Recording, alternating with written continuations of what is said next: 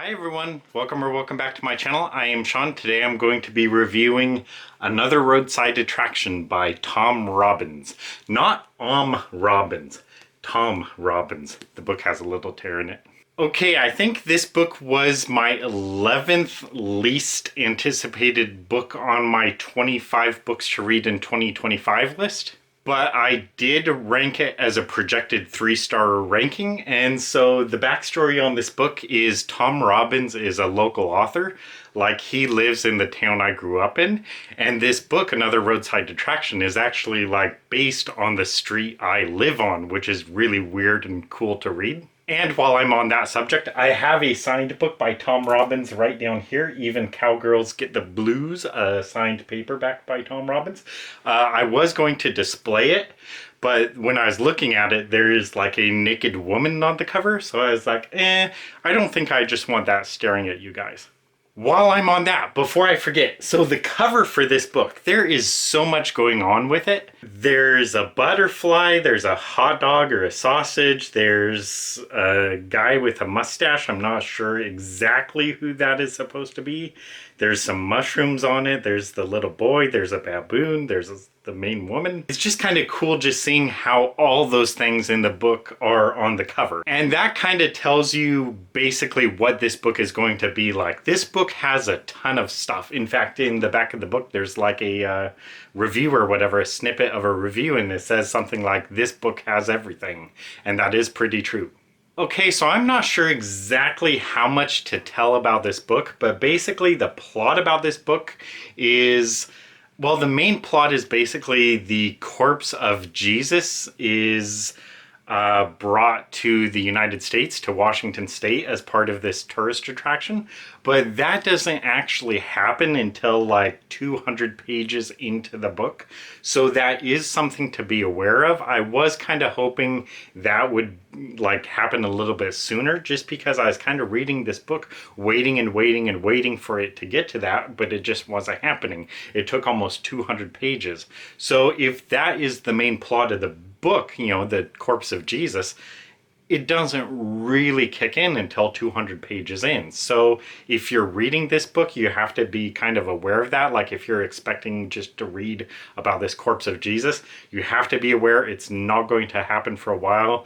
Tom Robbins is doing some other stuff, setting up his other characters, just having weird things that they are doing. So I'm not even so sure if it should be said that the main plot of this book is about the corpse of Jesus. I think it would be better said that the main plot of this book is about this, like, not a circus, but kind of like a carnival, you know, a roadside attraction, whatever, group. The main one, kind of, is this woman named Amanda. And there is quite a bit I could say about this, really. But the character of Amanda is definitely very provocatively written in the book. So almost every mention of her will have some kind of very explicit reference to her sexuality, and a lot of modern readers may not like that. They may not like the depiction of her. They may not like just how sexual she is, or how sexual she is presented, just like every character trying to like look up her skirt and stuff. And a lot of times she is like okay with that, you know, she doesn't mind or whatever. And this kind of leads into one of the main things I want to say about the book, is that the book is written very much like a 1960s free love, free expression kind of stuff. Just imitating kind of the 60s with, you know, a lot of sex, a lot of drugs and stuff. A lot of kind of psychedelic stuff and just weird stuff, hippie stuff kind of. I can't say I'm really a fan of that, so all reading about all the depictions of this main character, Amanda, you know, it wasn't anything I really liked, but I understood, like, coming out of the 60s, that this was a more common theme for stories. So if you're really just trying to read the book from like today's sensibilities or whatever, the book would probably be very weird and offensive. So I read it from the perspective of like the 60s, you know, and just kind of understanding this is kind of what the culture was emphasizing at the time, was just, you know, sex and living your life and getting into drugs and having psychedelic drugs and just being, out there in a different world. And the book is definitely out there. So I don't even really want to try to explain different scenes that happen or things that happen. I think this is more something that you would just kind of have to read for yourself to, understand. And the book is definitely weird. Ordinarily, reading this book, I probably would have quit the book after like 5 or 6 pages just because of how weird it was. It was not something I would have ordinarily liked, and I can't say I really liked it, at least for, I don't know, maybe like 30, 40, 50 pages. I was just like, this book is so weird. The writing is so different. The style is so different. And then just the way he would describe, the character's sexuality and stuff. I was just really like, I don't really like this book. I understand it's 1960s and the author is probably high on all the drugs that existed. But still kind of just thinking, this is weird. I'm not really liking this too much.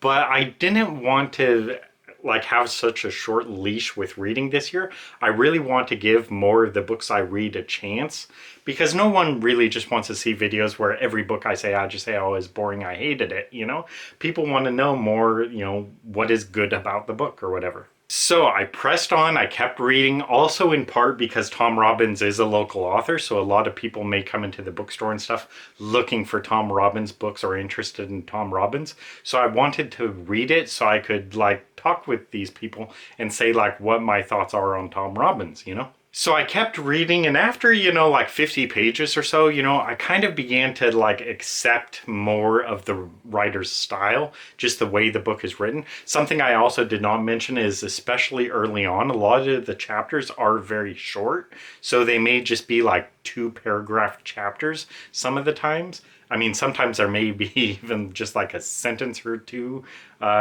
chapter kind of. I don't think there's actual chapters in the book. It's more just sections where they're separated by a couple lines or so.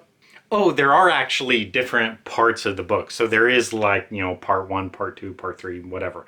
But they're each 70 pages or something like that. But for each of these scenes, they may be very short. So just a couple lines or a half page or a page and a half. Usually I would not really like that. But again, I'm trying to not read this year just thinking, oh, what do I normally like? I'm trying to understand more and appreciate more how these books are actually written. So just appreciating Tom Robbins' style as much as I can. So the good part about it being so short is there's a lot of jumping off points. So maybe I just could read 4 pages and maybe that's all I want to read for a day. Maybe another day I may want to read 8 pages or whatever. Maybe another day 30 pages. And because the chapters or the sections are so short, you could really jump off at any point, really. At the most, the longest scenes are probably in the vicinity of 5 pages for the longest sections. So not too long. But anyway, so about 50 pages in, I kind of began to like the book a little bit more and like the style a little bit more and like just kind of all the crazy, zany things that are happening. So the book wasn't consistently funny for me, so it wasn't anything I really loved. But there were definitely parts that would come along where they would make me laugh and just be like, what? So not consistently laugh out loud funny stuff, but just occasionally, it would get me. Then in terms of the actual writing, Tom Robbins' actual writing ability, this is real difficult to judge kind of. But I think from reading the book that Tom Robbins is definitely a skilled writer in terms of his vocabulary and stuff. He can definitely use a lot of words quite well. So in that aspect, his vocabulary is better and stronger than mine is. So his writing isn't anything I deeply love or that anything I would point out as being very especially good. But in spite of that, I think he does have a skill with vocabulary and stuff and some definite skill with writing. That just kind of sounds so weird how I'm saying that. So yeah, it's not writing I'm in love with or anything, but I can definitely tell he has some skill and talent here. And something that I think is very tricky that you have to be aware of is that even though the book is very zany and stuff and just some real weird stuff, that is part of his style. So I think you should not really conflate or mix his style with his writing ability. So essentially he is a very skilled writer, but his actual writing is very weird. So that doesn't necessarily mean as a writer he is very weird. As a writer, he does very good at like conveying the weirdness. So I think it is entirely possible, if he wanted to, he could write basically, I would say, like just a straight novel, you know, where he's not being all this weird sexual, you know, psychedelic stuff, where he could write a perfectly normal novel if he wanted to. So I do not think it would be fair to say, like, as a writer, all the weird parts about the book and all the things I did not like all the short scenes and all that, you know, I don't think I could judge Tom Robbins as a writer on account of that. I think those things in the book are more just products of his style. So if he wanted to write a book differently, I think he's perfectly capable of doing that. So I basically am trying to say that I appreciate that this is the way he wanted to write his book. This was his style. This was his view or goal for the book. So I respect it in terms of that. So I hope that makes sense. So as a writer, I think he is definitely skilled, and you know, he is an artist really. And then as his actual art form, his art is kind of weird. You know, the book is weird.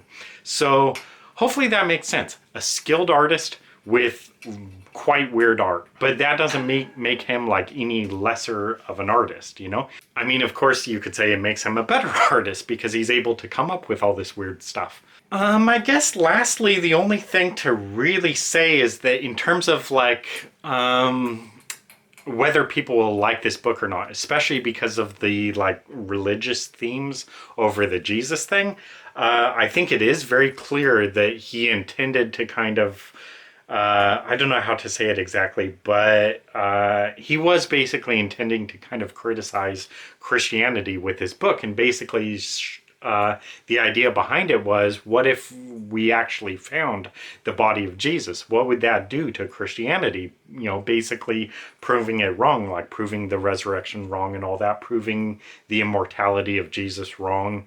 You know, how would, you know, Western culture and stuff respond to that? So naturally, you know, that could be considered very offensive or whatever. If you're like a devout Christian or whatever, you know, that could be offensive material. I'm not sure how much like Christians would actually like object to this book, because my dad, who is a pretty devout Christian, I think he actually likes this book. So I think he understands, you know, this is a fictional work. I mean, even if, you know, Tom Robbins may be, you know, irreligious or whatever, I don't know exactly what he is. I'm assuming he's probably more atheist leaning. I think like my dad and stuff understood that it's a work of fiction, you know? I think you can't take the book too seriously. So can I say like who would enjoy this book or not? I am not sure. I think this is more a book that each individual, each individual would just have to read for themselves and decide for themselves if they like it. And I really have no clue who might like this book. I think this is really just a subjective thing. So I have no clue. I mean, this could be like, you might consider this one of the best, funniest books of all time, or you could hate this book and just hate everything about it and think it's just weird crap. I think really every position on this book, every viewpoint on this book is entirely realistic or whatever. I mean, so people could like justifiably view this book as a 1-star piece of crap. Other people could view it as a 5-star masterpiece. I think for this book, it is very much in that style, like where it just depends kind of what you like. So I cannot at all say like, oh, I think you should read this book. I think you may like it. I'm not sure. This is definitely not a book where I would think like, oh, I liked it, so you might like it too, you know? I think people's opinions about this book are going to be scattered. You may think it's a horrible book. You may think it's a funny, hilarious book. You may think it's just an okay book. So personally, for me, for the rating, I thought it's kind of okay. I think Tom Robbins is definitely a skilled writer, so his actual art, his style, is not something I really like personally, even though there are definitely parts that I thought were funny and just, made me chuckle. A few parts may have even made me laugh out loud. So I liked parts of it, but overall, I'm definitely not in love with it. So it doesn't make me just want to go out and read the next Tom Robbins book. I kind of feel like, okay, I read one of his books. I kind of have an idea of his style. I have an idea of his writing ability. So I don't really feel super motivated to go out and read another book by him, which I think is one of the most important ways to judge whether someone likes a book or not, is how willing are you to go out and read another book by the author? Are you willing to give them another chance? So for Tom Robbins, I would not necessarily say that I'm, eager to go out and find and buy the next Tom Robbins book. I'm not sure if I really even so much want to read another Tom Robbins book. I definitely would, though. I'm definitely willing to read another of his books. But if it's kind of just the same thing, I may kind of give it a short leash and just kind of decide, it's pretty much the same book as Roadside Attraction. I have the same kind of thoughts, basically. He's a skilled writer. Maybe I like parts of it. Maybe I don't like other parts as well. So I projected the book to be a 3-star review, a 3-star rating, and I think I'm actually going to keep to that. So I'm going to give the book 3 stars. Basically, it's 2 stars just for potential, and then an extra star for kind of some of the humor I liked that made me chuckle or whatever, and also his writing ability. I think he's definitely a skilled writer. He has a good vocabulary. He can use words well to just tell his story. Not a marvelous writer, so not someone I would point to as one of the most, talented writers of all time. But still, he has some skill for sure. Whether I would actually recommend the book, first off, I do want to say that I kind of think every book should be a recommended read, because you never know what you may enjoy. So even if someone else doesn't like something, that doesn't mean you won't like it, or that you may think the book is one of your favorite books of all time. So really, every book is a recommended read. You should read everything, really. But would I personally say hey, you should go out and read this book, It's not something I would say yes, go out and get it right now. I think it's more something that if you see it, go ahead and pick it up and give it a try. Maybe you'll like it, maybe you won't. I would kind of advise to at least try to keep on with it for a little bit. Like I said, I almost quit the book 5 pages in. So I would say try to read at least 50 pages or so, hopefully even 100 pages, and see if you could begin to get into it at all and appreciate the style. But would I say right now, go online or run to the bookstore or run to the library and get a Tom Robbins book? No, but if you see it around, sure, go ahead and pick it up and give it a try. Or if you could get it for cheap, go ahead, why not? I cannot say at all if you may hate the book, or if you may love it, or if you may like it or dislike it, or kind of think nothing of it whatsoever. I do not know. I think any viewpoint on this book is justified. You may hate the book, you may love the book. It just depends on you, your own tastes. Anyway, that is it for Tom Robbins, Another Roadside Attraction. I am glad I finally got around to trying one of his books, because he's a local author, so he's probably the most famous author in the county or whatever. And it's just real cool, he's from my hometown, and the book actually takes place on the street I live on, which is just wild. So anyway, yeah, that is it for Tom Robbins. Thank you guys for watching. Hope to see you in another video.